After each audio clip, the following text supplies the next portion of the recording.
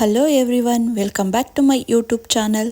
ಇವತ್ತಿನ ವಿಡಿಯೋದಲ್ಲಿ ಸಾವಿಗೆ ಪಾಯಸನ ಹೇಗೆ ಮಾಡೋದು ಅಂತ ತೋರಿಸ್ಕೊಡ್ತೀನಿ. ವಿಡಿಯೋನ ಕೊನೆ ತನಕ ನೋಡಿ. ಇವಾಗ ಒಂದು ಪಾತ್ರೆನ ಬಿಸಿ ಆಗೋಕ್ಕೆ ಅಂತ ಇಟ್ಟಿದೆ.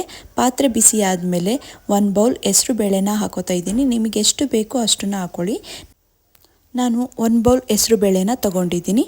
ಇವಾಗ ಈ ಬೇಳೆನ ಕಲರ್ ಚೇಂಜ್ ಆಗೋವರೆಗೂ ಕೂಡ ಹಾಗೆ ಹುರ್ಕೋಬೇಕು. ಹೆಸರು ಬೇಳೆನ ಹಸಿ ಸ್ಮೆಲ್ ಹೋಗೋವರೆಗೂ ಕೂಡ ಹುರ್ಕೋಬೇಕು.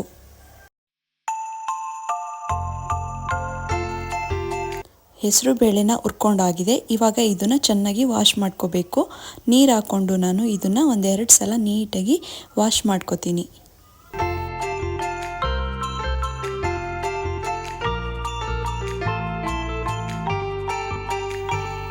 ಇವಾಗ ವಾಶ್ ಮಾಡ್ಕೊಂಡಾಗಿದೆ. ಇವಾಗ ಇದಕ್ಕೆ ನಾನು ನೀರನ್ನು ಆ್ಯಡ್ ಮಾಡಿ 3-4 ವಿಷಲ್ನ ಕೂಗಿಸ್ಕೊತೀನಿ.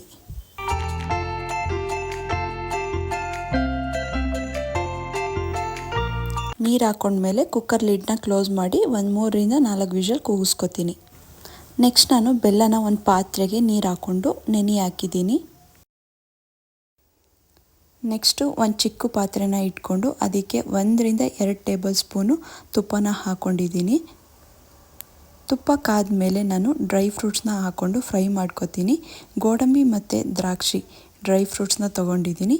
ಇದನ್ನು ತುಪ್ಪ ಕಾದ್ಮೇಲೆ ಹಾಕ್ಕೊಂಡು ಹಾಗೆ ಮೀಡಿಯಮ್ ಫ್ಲೇಮಲ್ಲಿ ಇಟ್ಕೊಂಡು ಫ್ರೈ ಮಾಡ್ಕೊತಾ ಇದ್ದೀನಿ.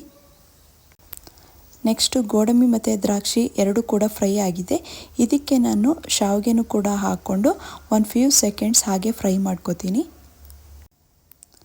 ಶಾವಿಗೆನ ನಾನು ಸ್ವಲ್ಪನೇ ತಗೋತಾ ಇದ್ದೀನಿ, ಯಾಕಂದರೆ ಪಾಯಸಕ್ಕೆ ಶಾವಿಗೆನ ಜಾಸ್ತಿ ಹಾಕ್ಬಿಟ್ರೆ ಫುಲ್ ಗಟ್ಟಿ ಆಗಿಬಿಡುತ್ತೆ. ಅದಕ್ಕೋಸ್ಕರ ಆದಷ್ಟು ಕಮ್ಮಿ ಶಾವಿಗೆನೇ ತಗೋತಾ ಇದ್ದೀನಿ. ಇದನ್ನು ಕೂಡ ಒಂದು ಸ್ವಲ್ಪ ಫ್ರೈ ಮಾಡಿಕೊಂಡು ಗ್ಯಾಸ್ನ ಆಫ್ ಮಾಡ್ಕೋತೀನಿ.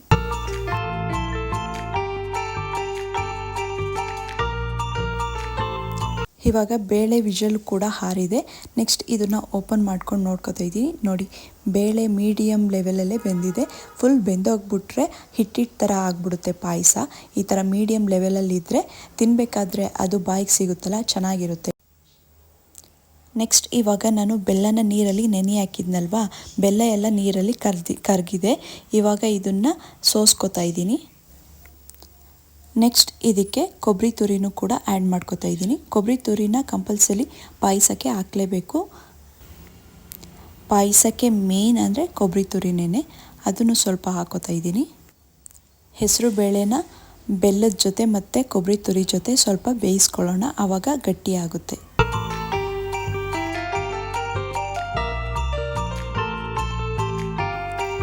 ನೋಡಿ, ಇವಾಗ ಬೇಳೆ ಎಲ್ಲ ಬೆಂದು ಸ್ವಲ್ಪ ಗಟ್ಟಿಯಾಗಿದೆ.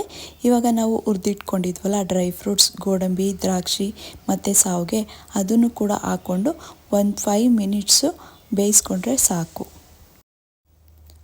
ಇವಾಗ ನೋಡಿ, ಶಾವಿಗೆನೂ ಕೂಡ ಹಾಕಿದ್ದೀವಿ ಅಲ್ವಾ, ಸ್ವಲ್ಪ ಪಾಯಸ ಗಟ್ಟಿ ಆಗುತ್ತೆ. ಶಾವಿಗೆ ಹಾಕಿದ್ಮೇಲೆ ಸ್ವಲ್ಪ ಗಟ್ಟಿ ಆಗುತ್ತೆ. ನಮಗೆ ತೆಳು ಬೇಕು ಅಂದರೆ ಸ್ವಲ್ಪ ನೀರು ಇಲ್ಲ ಅಂದರೆ ಹಾಲನ್ನು ಆ್ಯಡ್ ಮಾಡ್ಕೋಬೇಕು. ನೋಡಿ, ಪಾಯಸ ಬೇಯ್ತಾ ಸ್ವಲ್ಪ ಗಟ್ಟಿಯಾಗಿದೆ. ಇವಾಗ ನೆಕ್ಸ್ಟ್ ನಾನು ಇದಕ್ಕೆ 1 ಬೌಲು ಹಾಲನ್ನು ಹಾಕೋತಾ ಇದ್ದೀನಿ. ನಿಮಗೇನಾದರೂ ಇನ್ನೂ ತೆಳು ಬೇಕು ಅಂದರೆ ನಿಮ್ಗೆ ಎಷ್ಟು ಬೇಕೋ ಅಷ್ಟು ಹಾಲನ್ನು ಹಾಕ್ಕೊಂಡು ತೆಳು ಮಾಡ್ಕೊಳ್ಳಿ. ನೋಡಿ, ಇಷ್ಟಿದ್ರೆ ಸಾಕು.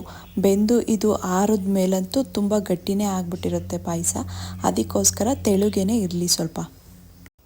ನೋಡಿ, ಇವಾಗ ಪಾಯಸ ಈ ಕನ್ಸಿಸ್ಟೆನ್ಸಿನೇ ಇದ್ದರೆ ಸಾಕು, ಇಷ್ಟು ತೆಳುನೇ ಇರಬೇಕು.